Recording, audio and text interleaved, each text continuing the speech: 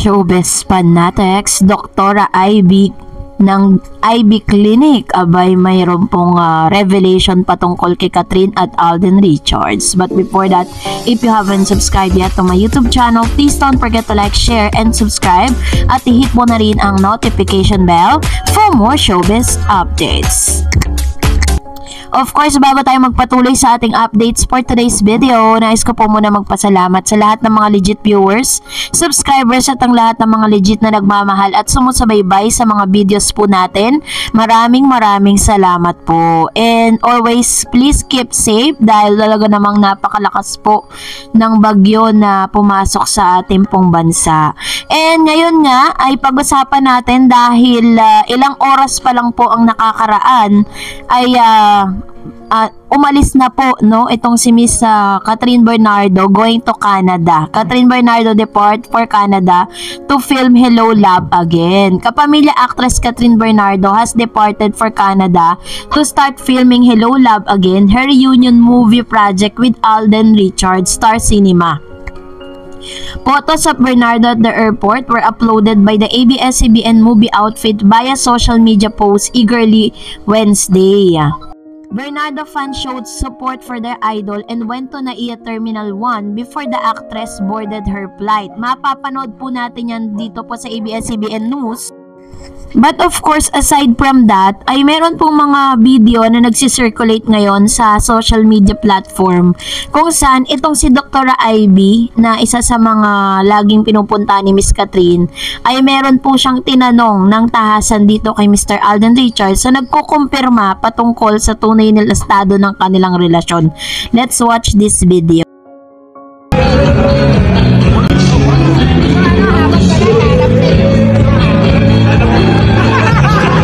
Po sa kaunawaan ng lahat, si Doktora Ivy po is ito po yung isa sa mga nangangalaga sa skin nitong si Miss Kathryn. Lagi natin siyang nakikita doon na parang lagi siyang nagpapa-facial at yung mga bagong treatment ay talagang sinusubukan ni Miss Kathryn Bernardo.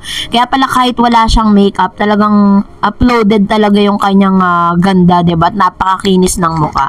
So sa isang video clip na napanood po natin kani-kanina lang, ay nagtagpo si Doktora Ivy at saka si Alden Richards sa GMA Gala Night at doon natanong nga nitong si Doktora Ivy Clinic na nag-usap silang dalawa at sinabi ni Alden that soon that he was going to fly to Canada for filming. And then sinabi nga ni Miss Doktora Ivy dito na that Doktora Ivy and other fans of Kathryn is expecting a good news after po ng kanilang taping sa Canada. And ang sagot lang ni Alden is sana po.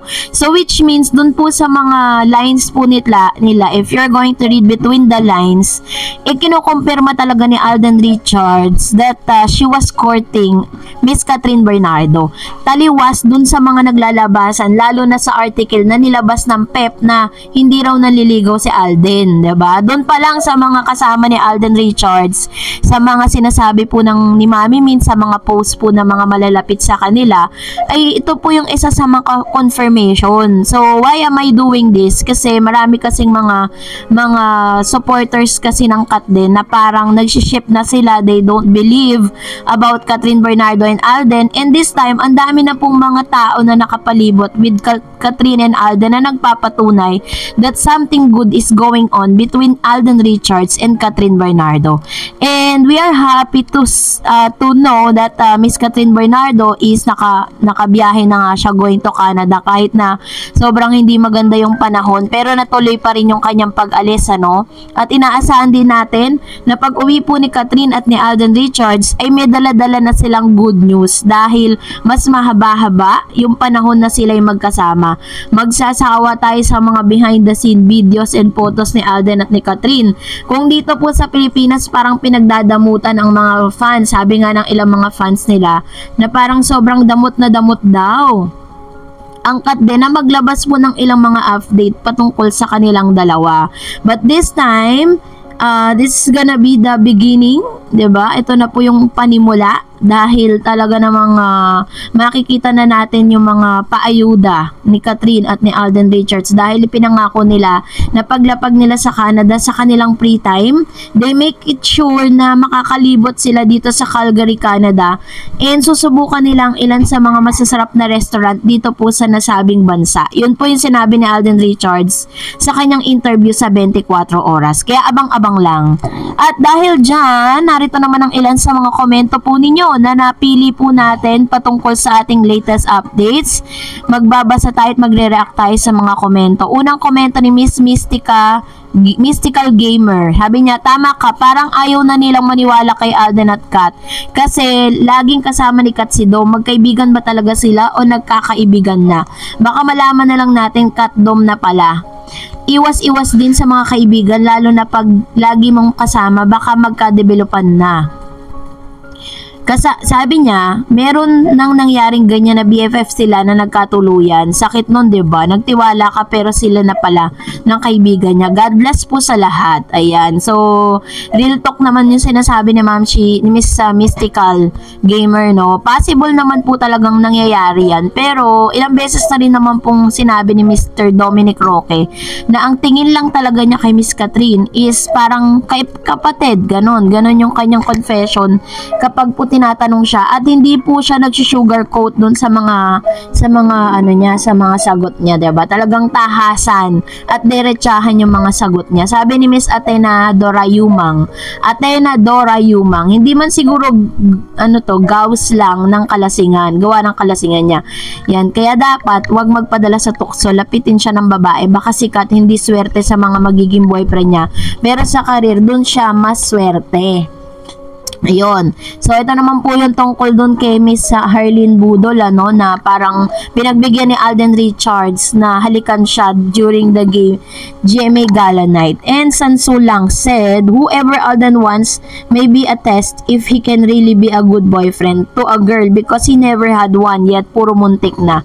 So, if it's cut, so be it. He is very transparent in expressing if indeed he is happy, as he also kept his emotion losing the only girl he thought he could have, the one that got away and gave in for another guy. Let him feel happy if he has found really his heart. Ayan. So, ito naman po yung kanyang komento para kay Mr. Alden Richards. Totoo naman na maraming beses talaga na inamin ni Mr. Alden Richards na maraming beses na nagkakaroon siya ng mga parang nililigawan or feeling niya is magle-level up yung relationship pero nauuwi lang din sa sayang, parang ganon. Sabi naman po ni Ma'am Shi Marilu Lourdes Coronacion, Miss Dar Eds, panoorin mo ang video posted by Mel Balyanera, personal interview ni Alden 4 hours ago. May sila talaga, Kat Dennis Real, OMG.